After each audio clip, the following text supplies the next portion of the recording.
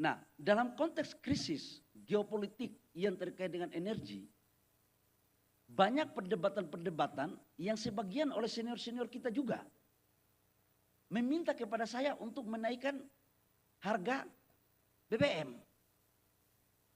Saya bilang ini senior-senior ini gimana sih sebenarnya? Katanya kita diajarkan oleh Golkar harus memikirkan rakyat. Masa rakyat lagi susah, kita mau menaikkan harga BBM. Saya pikir kadang-kadang rasionalitasnya itu udah mungkin tidak berproses baik kali ya.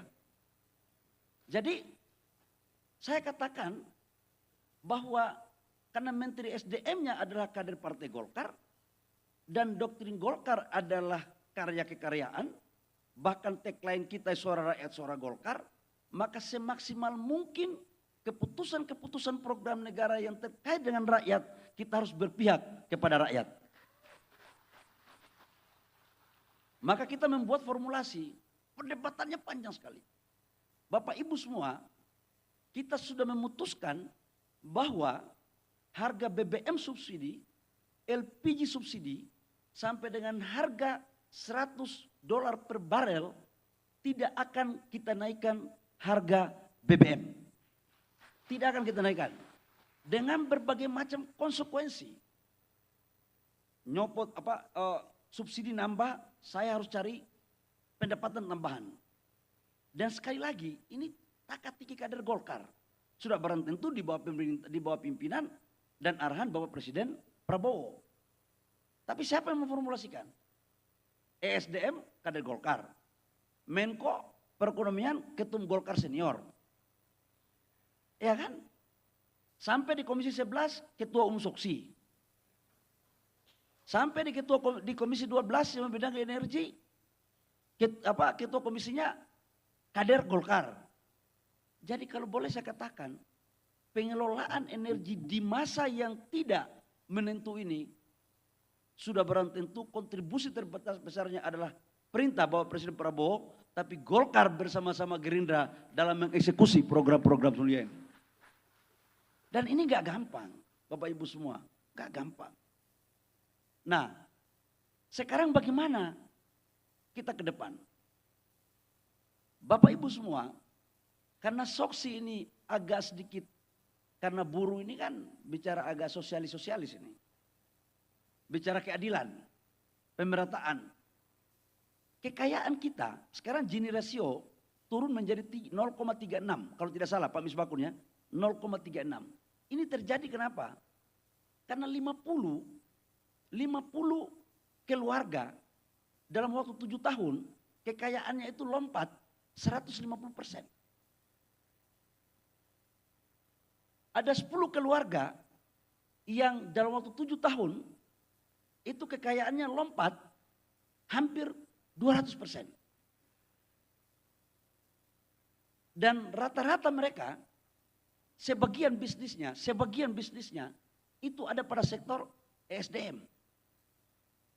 Pertanyaan berikut adalah apakah kita mau untuk ini terus terjadi? Saya bersyukur Presiden Prabowo sekalipun Ketua Umum Gerindra, tapi beliau adalah alumni Partai Golkar yang paham betul tentang roh dan cita-cita pasal 33 Undang-Undang Dasar 45. Saya diperintahkan untuk segera melakukan satu reformulasi terhadap penataan dan sistem pemberian izin serta hak negara dalam pengelolaan tambang. Supaya apa? Pendapatan negara harus juga mendapat porsi yang besar. Supaya itu bisa dikelola untuk kepentingan negara. Sumur-sumur rakyat. Selama ini sebelum Indonesia merdeka, rakyat kita di wilayah-wilayah minyak sudah ada sumur-sumur mereka. Tapi mereka sering dikejar oleh oknum-oknum aparat dalam mengelola sumur itu. Aparat pun nggak salah karena memang nggak ada izinnya. Dan itu terjadi selama Indonesia merdeka.